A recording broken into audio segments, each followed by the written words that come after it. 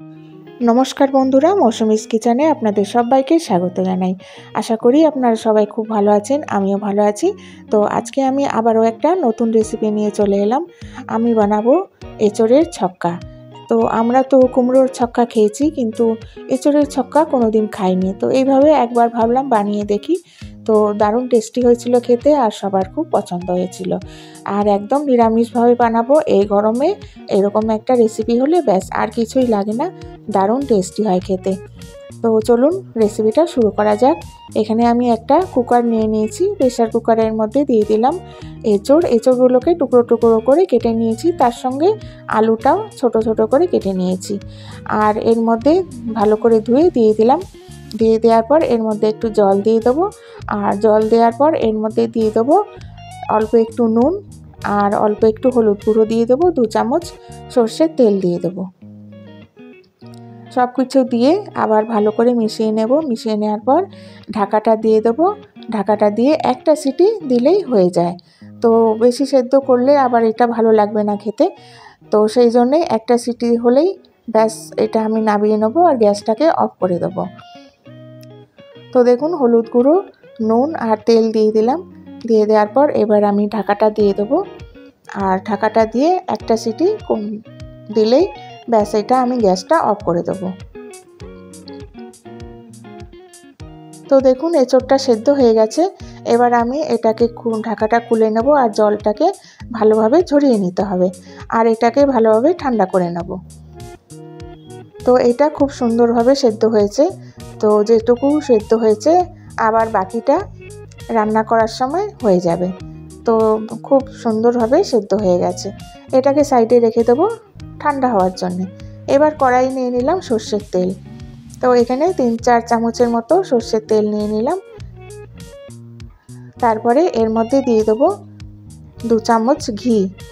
ঘিটা দেওয়ার পর যখন ঘিটা মেল্ট হয়ে যাবে, তখন এর মধ্যে দিয়ে দেবো 2টো তেজপাতা, 2টো শুকনো লঙ্কা, আর একটু আস্ত গরম মশলা নিয়ে নিলাম, ছোট এলাচ, দারচিনি, লবঙ্গ, আর 1 চামচ দিয়ে দেবো আস্ত জিরে।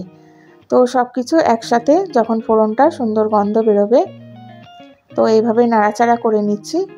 তো ফোড়নটা যখন সুন্দরভাবে হয়ে যাবে, তখন আমি এর মধ্যে দিয়ে দেবো টমেটো। আমি 2টো টমেটো আমি পেস্ট করে রেখেছিলাম, ওই টমেটোটা আমি দিয়ে দেবো প্রথমে। তো গ্যাসটাকে একদম কমিয়ে দিয়ে এটা দিতে হবে। তো 2টো টমেটো দেওয়ার পর এর মধ্যে 1 চামচ দিয়ে দিলাম আদা বাটা। আদা বাটাটা টমেটোর সঙ্গে ভালোভাবে মিশিয়ে নেব, আর ভালোভাবে কষিয়ে নিতে হবে। এরপর এর মধ্যে আমি কিছু গুঁড়ো মশলা দিয়ে দেবো। দিয়ে দিলাম 1 চামচ জিরে গুঁড়ো, 1 চামচ দিয়ে দেবো ধনে গুঁড়ো,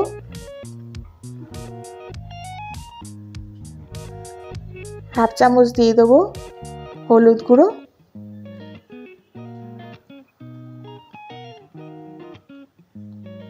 আর দিয়ে দেবো স্বাদ মতো নুন।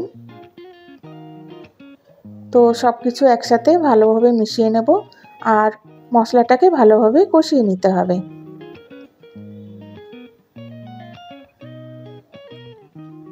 মশলাটাকে এইভাবে নাড়াচাড়া করতে করতে এইভাবে ভালোভাবে কষিয়ে নিতে হবে। তো বন্ধুরা, এইভাবে বানিয়ে খেয়ে দেখবেন, দারুণ টেস্টি হয় খেতে। আর একদম নিরামিষভাবে এটা গরমকালের জন্য খুবই উপযুক্ত। তো এমনিতেই অনেকে রসুন পেঁয়াজ খেতে চায় না, তো এইভাবে বানিয়ে দিলে তারা খুব ভালোভাবে একদম চেটেপুটে খেয়ে নেবে। তো এর মধ্যে দিয়ে দিলাম, কথা বলতে বলতে দেখুন দিয়ে দিয়েছি লঙ্কার গুঁড়ো। তো আপনারা যেরকম ঝাল পছন্দ করেন ওই রকম দিয়ে দেবেন। লঙ্কার গুঁড়োটা দিয়ে আবার আমি ভালোভাবে মশলাটাকে কষিয়ে নিচ্ছি। তো দেখুন, মশলাটা ভালোভাবে কষানো হয়ে গেছে, সাইড থেকে তেল ছাড়তে আরম্ভ হয়ে গেছে। তো ভালোভাবে এটা নাড়াচাড়া করে নিচ্ছি। তো বন্ধুরা, এইভাবে বানিয়ে খেয়ে দেখবেন, সবার খুব পছন্দ হবে। আর এই রেসিপিটা আপনারা ভাতের সঙ্গেও খেতে পারেন, আবার রুটি, লুচি, পরোটা সব কিছুর সঙ্গেই খাওয়া যেতে পারে। তো সবার খুব পছন্দ হবে। তো দেখুন মশলাটা ভালোভাবে কষানো হয়ে গেছে। এবার আমি এঁচোড়টাকে এর মধ্যে দিয়ে দেবো। তো ভালোভাবে জলটা ঝরিয়ে রেখেছিলাম। জলটা ঝরিয়ে রাখার পর আমি এঁচোড় আর আলুটাকে এর মধ্যে দিয়ে দিলাম। আর এঁচোড় আলুটা তো সেদ্ধ করাই আছে। এবার বেশিক্ষণ আমি এটা নাড়াচাড়া করব না, আর মশলাটাও কষানো আছে। একটুখানি মশলাটা এঁচোড়ের সঙ্গে ভালোভাবে মাখিয়ে নেব। তো এইভাবে উল্টে পাল্টে মাখিয়ে নিচ্ছি।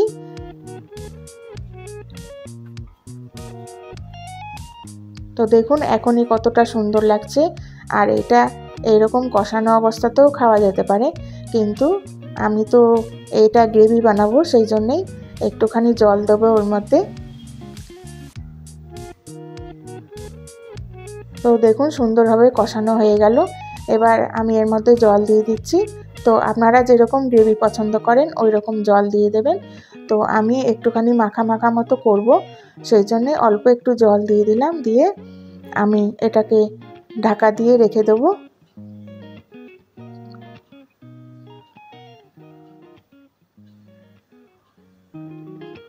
আর এটা হাই ফ্লেমে প্রথমে ভালোভাবে ফুটিয়ে নিতে হবে। তারপরে যেই ভালোভাবে ফুটে উঠবে তখন এটাকে মিডিয়াম ফ্লেমে করে দেব। আর 2-3 মিনিট পর আমি ঢাকাটা খুলে দেখে নিচ্ছি। তো দেখুন আমার এই রেসিপিটা একদম রেডি হয়ে গেছে। এবার ভালোভাবে নাড়াচাড়া করে নিলাম। এর মধ্যে দিয়ে দিলাম 1 চামচের মতো চিনি। চিনিটা না দিলে তো হবেই না, চিনি দিলে এটাকে টেস্ট সুন্দর হয়, সেই জন্যই অল্প একটু চিনি দিতেই হবে। চিনিটা দেওয়ার পর আবার একটু নাড়াচাড়া করে নিলাম। এবার দেখুন আমার এই এঁচোড়ের ছক্কাটা একদম রেডি হয়ে গেছে। এবার নামানোর আগে আমি আরেকটু এর মধ্যে মনে হলো আমার নুনটা কম হয়েছিল, সেই জন্য অল্প একটু নুন দিয়ে দিলাম। এবার নামানোর আগে দিয়ে দিলাম গরম মশলা গুঁড়ো। গরম মশলা গুঁড়োটা দিয়ে আবার একটু নাড়াচাড়া করে নিলাম। এবার আমি একটা বাটিতে ঢেলে আপনাদের দেখাচ্ছি যে দেখুন কতটা সুন্দর হয়েছে, আর খেতেও দারুণ হয়। আপনারা এইভাবে একবার বানিয়ে দেখবেন বন্ধুরা। এইভাবে আমি একটা বাটির মধ্যে ঢেলে নিলাম। তো দেখুন কালারটা কত সুন্দর এসছে। তো বেশি মশলাও দিইনি, একদম অল্প মশলাতেই কতটা সুন্দর হয়েছে, আর দারুণ টেস্টি হয়েছিল খেতে। তো দেখুন বন্ধুরা, আপনাদের আজকের রেসিপিটা কেমন লাগলো আমাকে অবশ্যই কমেন্টস করে জানাবেন। আর লাইক শেয়ার করতে ভুলবেন না। নতুন বন্ধু হলে প্লিজ সাবস্ক্রাইব করে দেবেন। তো আমি আবার আসবো একটা নতুন রেসিপি নিয়ে। আপনারা সবাই ভালো থাকবেন, সুস্থ থাকবেন। তো আজকের মতো আসি। Thank you.